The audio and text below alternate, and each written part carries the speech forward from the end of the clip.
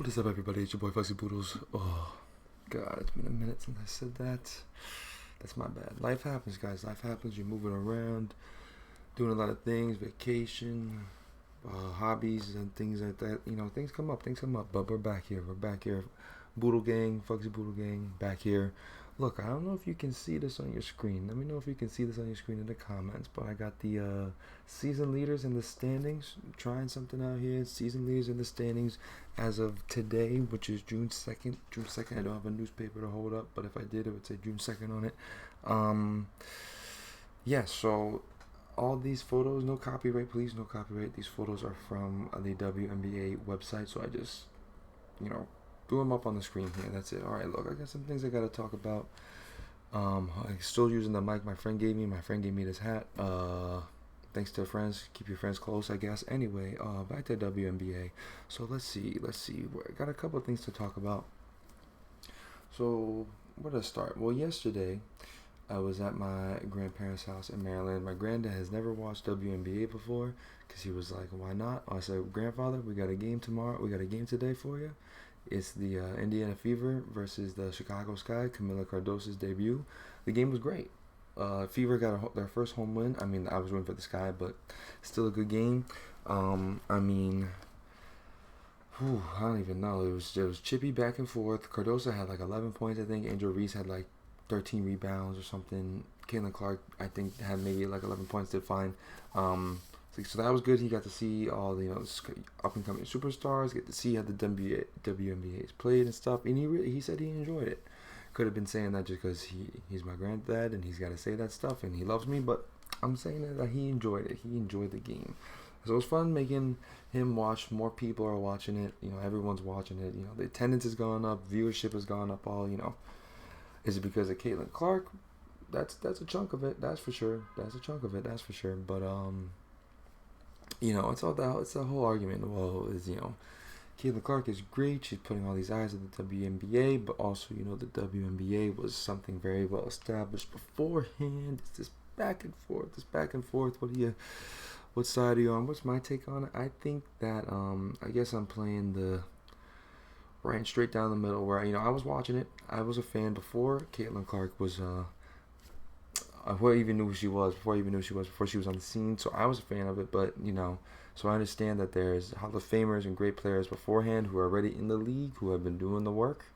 But I'm also like, hey, at least someone is talking about it and helping, anything to help bring light to the W. I'm like, that's good. No, is that not good? So I'm like, okay, so thank you, Caitlin Clark. Thank you, Angel Reese, Cameron Brink, all these superstars coming up here. Thank you for putting more eyes onto the league. So I'm like, hey, it's good. It's good from both. I think as long as you acknowledge its existence before Caitlin Clark in them and the players before that, and also acknowledge that Caitlin Clark has done a lot already in terms of viewership for the league, I think you're golden. In my onion. That's just my onion, but whatever. So yeah, it was cool making my grandfather and my grandmother and them watch the WNBA when they hadn't seen it. I also went to my first WNBA game. Shout out to my friends from home who got tickets and took me to my first WNBA game. We saw the Liberty Sky game at Barclays Center. That was lit. Okay, that was lit. First, I had some photos. I think I posted on my Twitter. Follow me on Twitter. I'll put a link to my Twitter in the bio here or something. But yeah, so the game was sick. We were up in the nosebleeds. First of all, I was really happy to go to the game. My first WNBA game. It was incredible. I had an amazing time. But let me say this about the nosebleed seats. The nosebleed seats in the Barclays Center. I think this is nosebleed seats everywhere. Here's the thing. First of all, it's very high up. I'm not scared of heights. I like roller coasters more than the next person, but it's really high up. It's cramped. That's the problem. It's cramped up there, and there's a lot of people up there, and it's cramped. It's high up. And it's dark. The three things: cramped, high up, and dark. Okay, it's dark, and you have to find your seat in the dark. You gotta ask people to get up, but when they get up, they're wobbly because they're high up, and it was a mess. It was a mess. So when we got to the game, we got to our seats. We were like, "Whoa, this is high up here. How we gonna?" I told Oh, I almost said her name. Can't say the name. I almost told my friend. I was like, hey, I don't know if I can sit up here for the second half because it's just too high up and I'm freaking out. And then we all kind of made a collective. The gang kind of made a collective decision to just go to the bottom level, stand. There was a standing area by like this Liberty sign. There's a sign that said like Liberty, and then you could stand and have a pretty good view of the court standing. So much better than the nosebleed seats. It was so cool sitting up there. Like, don't get me wrong, I love the seat, but like, it was too high up and too cramped. I felt uncomfortable, so I said I'm gonna stand for the rest of this game. Got a popcorn bucket. Oh, yo, let me show you something. Look at this. See this? Got a New York Liberty popcorn bucket. This bucket is sick. I got it as a souvenir, and the popcorn was delicious, believe it or not. So if you go to the Liberty game, get yourself one of these popcorn buckets. They're pretty cool. I feel like you can use it for anything, really, not just popcorn. So that was cool. I got that. They had like the way you could get beers and alcohol was so interesting. It was just like a wall of fridges, and then and there's like little turnstiles where you can scan your credit card and go in. So I think I messed up. I was a rookie. It was my first time. It was a rookie mistake. I went in. I got in line. I scanned my card. And then I went in, and they said you can take up most to two alcoholic drinks, 2 beers per ID. So I went in there thinking, okay, I just scanned my card. I'm going to just go get one because I saw the price for one, then I saw the price for 2. What I didn't think about, though, was when I went to the turnstile, I'm not like pressing a button to say like, oh, I'm just paying for one, oh, I'm paying for 2, or I'm just paying for popcorn. I think there was like a flat rate that they charged you when you walked into the turnstile. Someone in the comments let me know if this is wrong for the Barclays Center, but from my understanding is, in order to get the popcorn, 1 drink or 2 drinks, you're paying a flat rate of however much to get in. So what I just did was I went in, got 1 drink and went out, when I actually could have gotten 2 and I would have paid. It's the same price, 2 for the price of 1. It's the same price to my knowledge, I think. So I was like, well, I messed that up, rookie mistake. I should have got 2 drinks when I just paid for 2 drinks but only got 1 drink. You know what I'm saying? So I was like, so if you go to the Barclays Center, next time I'm going to the Barclays Center, if I'm paying for one of those turnstile fridge drinks, I'm getting 2. I'm getting 2 for myself and throwing a popcorn in there as well. I'm coming out with everything. So yeah, that was my Liberty game experience. I mean, the Liberty one too. For some reason, the Liberty have been having the Sky beat the Liberty. The Sky have been having the Liberty's number for some reason. I don't know why, but hey, I ain't mad at it because I picked the Sky to win that game. So whatever. So yeah, that was a really awesome experience. Got to see all the players. Common was there. Tyler, the person who sings Water, the artist who sings Water, they were both at the game. So that was just on a random like Thursday. They were there. That was really cool. Yeah, it was just such a great atmosphere. I wanted the experience, not just to see the WNBA game. I feel like the WNBA, it was an experience, the games. You're appreciating all the little the little like games they have like around this Barclays Center. It just felt like more of an experience than I guess a normal NBA game does. But I haven't been to an NBA game in a while, so I have to go to the Nets game and see the difference. But that's how it felt to me. It was really cool. I really had a really good time there. So, what else do I want to talk about? Well, actually, I'm just quickly looking at the season leaders and standings here. Connecticut is still 7-0. That's pretty crazy. I feel like in my head before the season start, I just kind of want to push Connecticut out because they're always just annoying me because they're just consistently good. But this year, I mean, they're kind of balling right now. They're the best team in the W right now, the best team in the league. So at the beginning of the season, I was like, I was probably gonna be Aces Liberty again in the final. But I think you have to consider the Sun. Well, we should have done it last year. I should have done it last year. I didn't. But you have to consider the Sun this year. They're definitely a player. This season, Minnesota has been killing it. They're carrying over from last season, like we said that would happen. Atlanta Dreamer looking good. Seattle's balling. My 2 teams, the Wings and the Sky, are just right in the middle of the pack there. I like the Mercury too. They're right, in the middle of the pack. And then you got the Sparks and the Fever. Towards the bottom, the Mystics kind of shocked me. That without Elena Deladon, that they would be this bad. But I don't know. I just thought because Shakira Austin had a really good year last year, Brittany Sykes had a good year. Maybe they just have some injuries too, along with all this stuff. I don't know. It's a tough start, but I feel like they'll hopefully figure it out. Get a couple wins in that win column there. I also want to talk about the rookies. Got to talk about the rookies. Caitlin Clark, Angel Reese, Cameron Brink, and Rakia Jackson as well. The top four have been.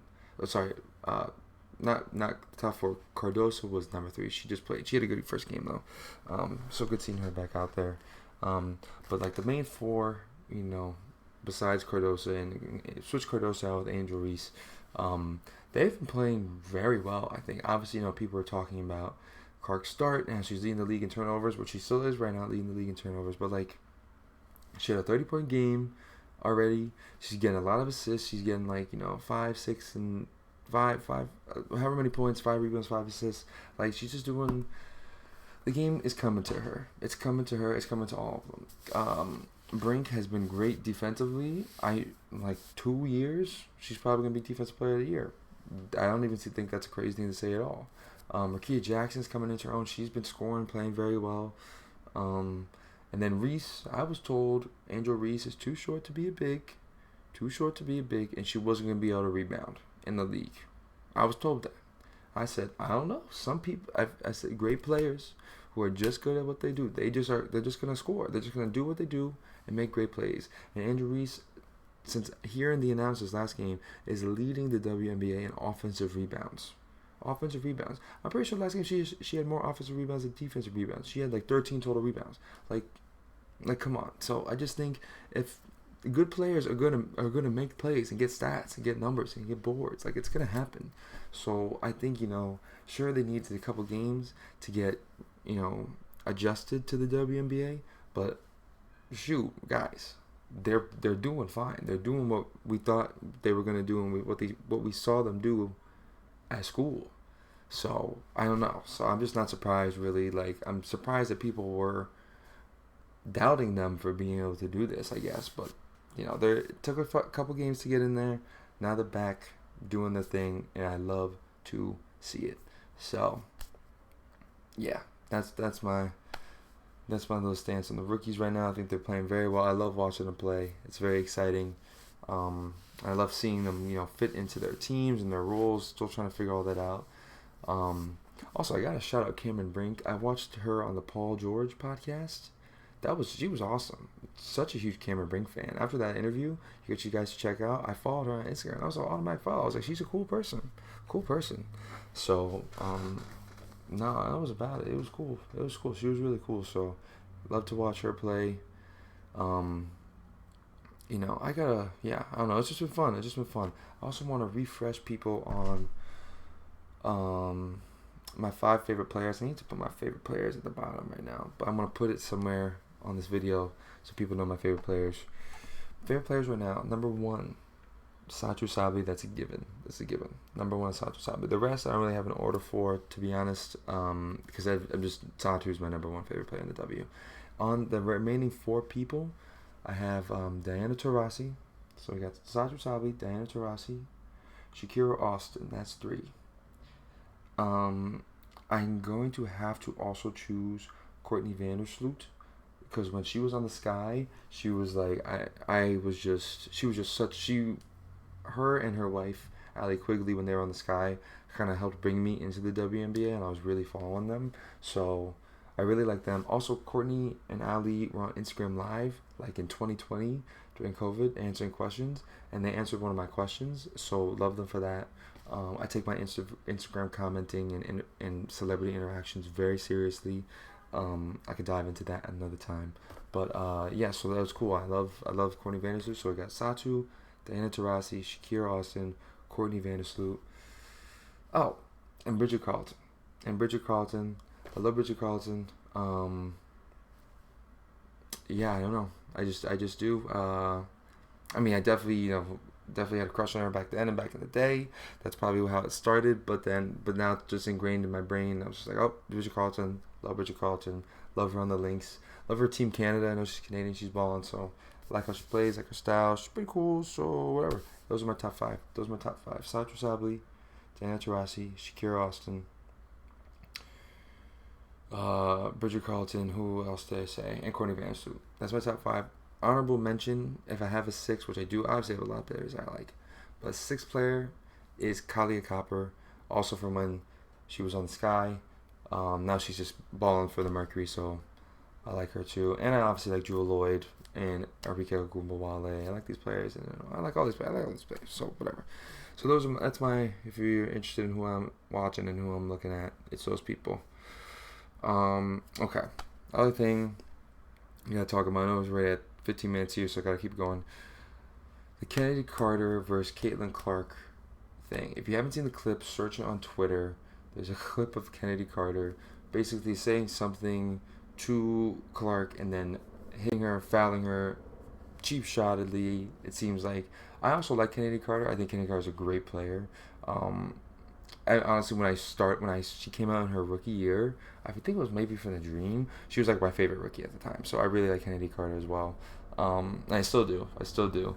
But it's really crazy seeing like how some of these players who have been existing already in the league, or see Clark and see all the hype and love that she's getting, and then I could see how. I'm not saying that this is what happened with the Kennedy Carter and Clark situation. I don't know what happened. Obviously, I was I'm not one of those people. I was there, but it's really interesting to see, like see that maybe players are like jealous of Clark. I guess I don't even be that to say, or just like envious of how all the attention she's getting and everything like that, which is nothing. That's not her fault. She's just been out there playing basketball and it's just been like a professional and doing all that stuff. Obviously, she talks. She's a competitor, so she's gonna talk and go back and forth with players. But the media and social media and how everything goes, that shot her up. That her play, with the mix of her play and also how social media just was behind her and her breaking all the records, like that really boosted her. So that's kind of out of her control.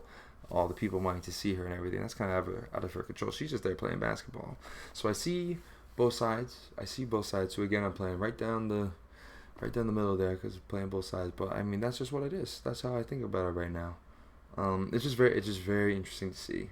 It's very interesting to see. I wonder if like some point Clark will do an interview and they'll ask about it, and she'll be like, I wonder how she really feels of like, oh no, it's just competition between teams and stuff, or if it's like, no, I feel like sometimes there's a little something extra. I'm curious. She'll probably handle it like a professional and say, nah, it's just two teams competing, but I'm curious to see. So yeah, I think that's all the updates I had, guys. Gosh, I know it's been forever since I've gone on here, but I apologize for that. Hey, I apologize for that. I gotta be better about it, but I'm happy I got to come on here. Oh snap! I'm actually just seeing this now. Not breaking news. Well, it's from an hour ago. Angel Reese is being fined $1,000 for failing to make herself available to the media after interviews following the game on Saturday. This is from Twitter account I Talk Hoops. Their at is Trendy Hoop Stars. That's from them. Wow. So Angel Reese was fined $1,000 for not showing up for the interview after the game, and in addition, the Sky were fined $5,000 for failing to ensure that all players comply with WNBA media policies. That's crazy. First of all, they're doing this to my Sky, so I'm not happy about that. That's crazy, though. That's crazy. And I know they did. I think they did this sometimes with like in the NFL and stuff. I don't know the rules about it, but that's insane. And also, obviously, like the elephant in the room, I guess, is like these are more substantial fines in the W than they were if they were in the NBA because of just the lack of money between the difference in money between the WNBA and the NBA. So this is substantial. I mean, truthfully, Angel Reese was at the Met Gala and has a lot of brand deals and stuff. So this probably doesn't mean anything to her. And the Sky, organization have money too. It's in Chicago, but still, it's like a substantial amount of money. So that's very interesting to see that happened. That the Sky were fined like that. I wonder what the response is from other teams. I'm curious to see what the social media and people are saying about the fine and stuff like that. But that's crazy. So I did not know that was happening. Breaking news. Look at that, guys. Cool. Or breaking news to me. So there you go. All right, guys. That's what I got. I think I made some picks. I got to just tell my picks on here because there are 4 games today. Follow me on Instagram. My at is Darth Vader's grandson. I'm grandson on Twitter. So follow me there for WNBA, Eagles, Star Wars stuff. Who do they have? They're 4 games to get the Sun beating the Atlanta Dream today. I think they're still going to stay undefeated. The Dream have been good. They upset the Aces, I believe, a couple of days ago. So maybe they can give the Sun their first loss. But until they lose, until I've seen differently, I'm going to pick the Sun to win. I feel like the Sun have also won like both. They've like blown out teams and come back and won teams. Like they've won in multiple ways. So like until I've seen different, until proven otherwise, I'm picking the Sun to beat the Dream today. I got the Phoenix Mercury beating the Sparks. The Mercury they got 5 losses, which is they're just doing this thing. But I still believe in them. I think they'll beat this team. They should beat this team. So I think the Mercury will beat the Sparks there. Then I got the Liberty beating the Fever. I feel like the Liberty and Fever, this is the 3rd time they've played already. Like, that's insane. So I'm going to have the Liberty beat them again. Hopefully Clark has a good game, though. 20 points would be sick from Clark. 20 points, 5 rebounds, 5 assists. Book it in there. Bet on it if you want. Don't choose. I don't know betting stuff, but that's what I'm guessing from Clark today. And then I got the Wings. I got the Wings beating the Lynx. I gotta pick my Wings. I love my Wings. The Lynx are a really good team though, so this would be a good win if the Wings can beat the Lynx here. That'd be a good win. But hey, I won't be mad either way. Just like a basketball. But no, actually no. The Wings. Let's get it up. Let's get it up. The Wings need it up today. So let's beat these Lynx. Get up there. Get to 4 wins. Get above 500 for the Wings. Yeah, guys. That's all I got for you. It's over 20 minutes because I've been away for so long. It's my fault. If you're staying with me, thank you so much. This video was sponsored by nobody yet, but it will be we will get sponsored soon. If you guys know any sponsors want to sponsor me with stuff, please let me know. So yeah, Boodle Gang, love you guys.